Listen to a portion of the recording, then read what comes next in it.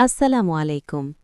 আজ থেকে মাত্র কয়েকদিন পরেই শুরু হতে যাচ্ছে সেই মহিমান্বিত মাস রমজান, যে মাসের জন্য সারা বছর অপেক্ষা করে থাকে কোটি কোটি মুসলিম। কিন্তু রমজান আসলে কি? শুধুই কি না খেয়ে থাকার নাম রমজান? শুধুই কি কষ্ট সহ্য করার মাস? নাকি এর পেছনে লুকিয়ে আছে কোনো গভীর রহস্য, এমন কিছু যা বদলে দিতে পারে আপনার পুরো জীবন? আল্লাহ তাআলা বলেন, রমজান মাস যাতে কুরআন নাজিল করা হয়েছে মানুষের জন্য হেদায়েত স্বরূপ। সূরা বাকারা আয়াত ১৮৫। এই এক মাস ৩০ দিন ৭২০ ঘণ্টা, যে মাসে জান্নাতের দরজা খুলে দেওয়া হয়, জাহান্নামের দরজা বন্ধ করে দেওয়া হয়, শয়তানকে শিকলে বাঁধা হয়। আজকের এই ভিডিওতে আমরা জানব রমজানের ৩টি বিশেষ নিয়ামত: রহমত, যা আপনার হৃদয়কে নরম করবে; মাগফিরাত, যা আপনার সমস্ত গুনাহ মুছে দেবে; নাজাত, যা আপনাকে জাহান্নাম থেকে মুক্তি দেবে। এবং আমরা শুনব এক দরিদ্র পরিবারের গল্প, যারা রমজানে শিখল জীবনের সবচেয়ে বড় শিক্ষা। একটা ছোট্ট মেয়ের চোখ দিয়ে দেখব রমজানের অলৌকিক ক্ষমতা। তো প্রস্তুত? চলুন শুরু করা যাক এই অবিশ্বাস্য যাত্রা। বিসমিল্লাহির রহমানির রহিম। গভীর রাত, একটা ছোট্ট ঘর, দরিদ্র এক পরিবার। বাবা মাথায় হাত দিয়ে বসে আছেন, চিন্তায় ভারাক্রান্ত। কাল থেকে শুরু হবে রমজান মাস, কিন্তু ঘরে খাবার নেই। সেহরি করবেন কি দিয়ে? ইফতার করবেন কি দিয়ে? ছোট্ট মেয়ে সারা জানালা দিয়ে চাঁদ খুঁজছে। মা তার পাশে এসে বসলেন, আস্তে করে বললেন, মা, চিন্তা করো না, রমজান এলে আল্লাহ রহমত পাঠান। কিন্তু মেয়ের মনে প্রশ্ন, রমজান মানে কি শুধু না খেয়ে থাকা? রমজান মানে কি শুধু কষ্ট? আজ আমরা জানব রমজানের সেই গোপন শক্তি, যেখানে লুকিয়ে আছে অসংখ্য নিয়ামত, যেখানে আছে মাগফিরাত, রহমত আর নাজাত। চলুন শুরু করা যাক। ভোর হতে না হতেই সারা দেখল তার বাবা উঠে বসেছেন, চোখ মুখ ধুয়ে নামাজের জন্য দাঁড়িয়েছেন। মা রান্নাঘরে যা আছে তাই দিয়েই সেহরির ব্যবস্থা করছেন। সারা জিজ্ঞেস করল, বাবা, এত কষ্ট করে কেন রোজা রাখি আমরা? বাবা মৃদু হেসে কুরআন খুললেন, পড়তে লাগলেন। হে ঈমানদারগণ, তোমাদের ওপর রোজা ফরজ করা হয়েছে, যেমন ফরজ করা হয়েছিল তোমাদের পূর্ববর্তীদের ওপর, যাতে তোমরা তাকওয়া অর্জন করতে পারো। সূরা বাকারা আয়াত ১৮৩। দেখো মা, বাবা বললেন, রোজা শুধু না খাওয়া না, এটা আমাদের আত্মাকে পরিষ্কার করে, আমাদের তাকওয়া দেয়, আল্লাহর ভয়। সেদিন সেহরি খেয়ে সবাই রোজা রাখল, সকাল থেকে দুপুর, দুপুর থেকে বিকেল। বিকেল গড়িয়ে সন্ধ্যা। সারার খুব খিদে পেয়েছে, গলা শুকিয়ে কাঠ, কিন্তু তবুও রোজা রাখছে। হঠাৎ দরজায় কড়া নাড়ার শব্দ। মা দরজা খুলে দেখলেন পাশের বাড়ির খালা, হাতে বড় একটা ঝুড়ি, ভর্তি খাবার, খেজুর, ফল, রুটি, সবজি। খালা বললেন, আপা, আল্লাহ আমাকে একটু বেশি দিয়েছেন, আপনারা নিন, রমজানে দান করলে ৭০ গুণ সাবাব। মা চোখে পানি নিয়ে বললেন, আল্লাহ আপনাকে উত্তম প্রতিদান দিন। সারা দেখছে সব, মনে মনে ভাবছে, এই তো রমজানের মাজেজা, এক মুসলিম আরেক মুসলিমকে সাহায্য করছে। সেদিন ইফতারে পুরো পরিবার একসাথে বসল, খেজুর দিয়ে রোজা ভাঙল, যেমনটা নবীজি সাল্লাল্লাহু আলাইহি ওয়াসাল্লাম করতেন। বাবা বললেন, জানো, রমজান মাসে জান্নাতের দরজা খুলে দেওয়া হয়, জাহান্নামের দরজা বন্ধ করে দেওয়া হয়, শয়তানকে শিকলে বাঁধা হয়। মাগফিরাতের রাত। প্রথম দশক কেটে গেল, এই দশকে ছিল রহমত। দ্বিতীয় দশক শুরু হল, এই দশকে আছে মাগফিরাত, ক্ষমা।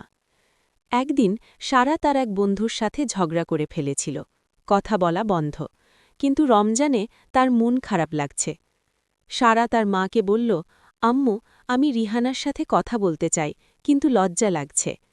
মা বললেন, মা, রমজান হল ক্ষমার মাস, যে ক্ষমা চায় আল্লাহ তাকে ক্ষমা করেন।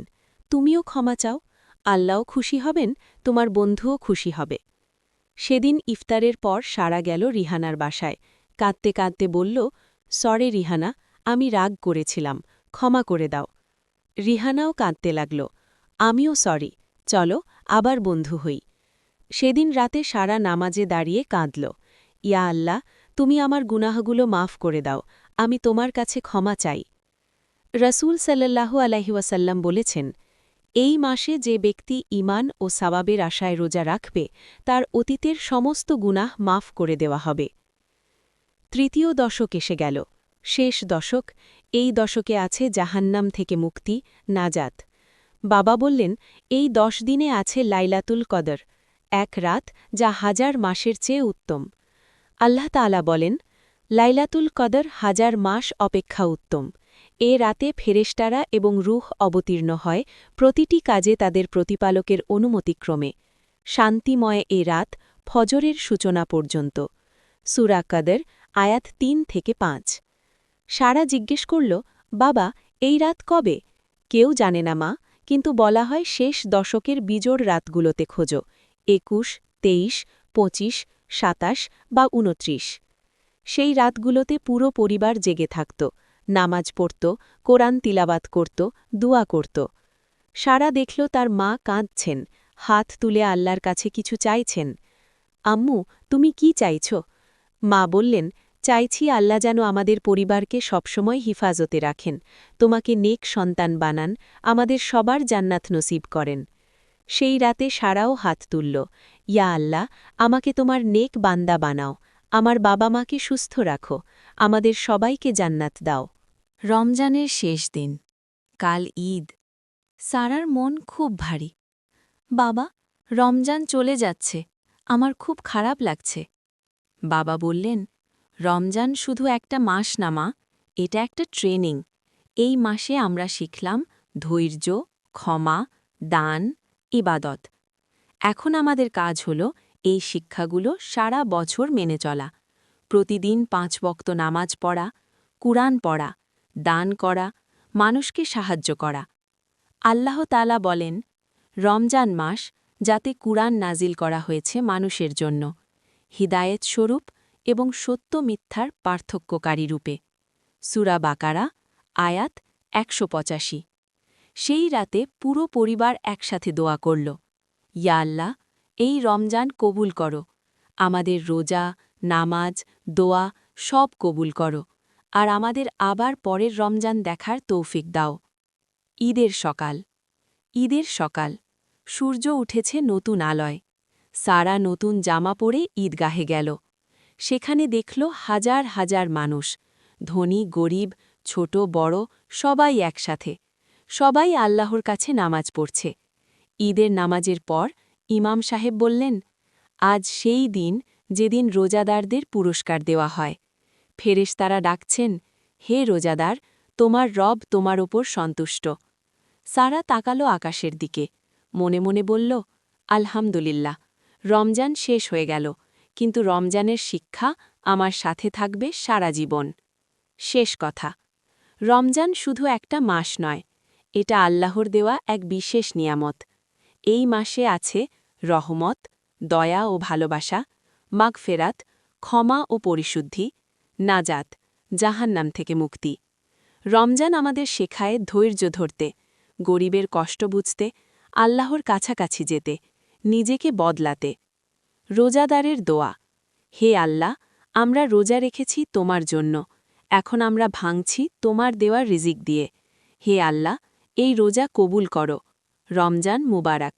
আল্লাহ আমাদের সবার রোজা কবুল করুন। আমিন।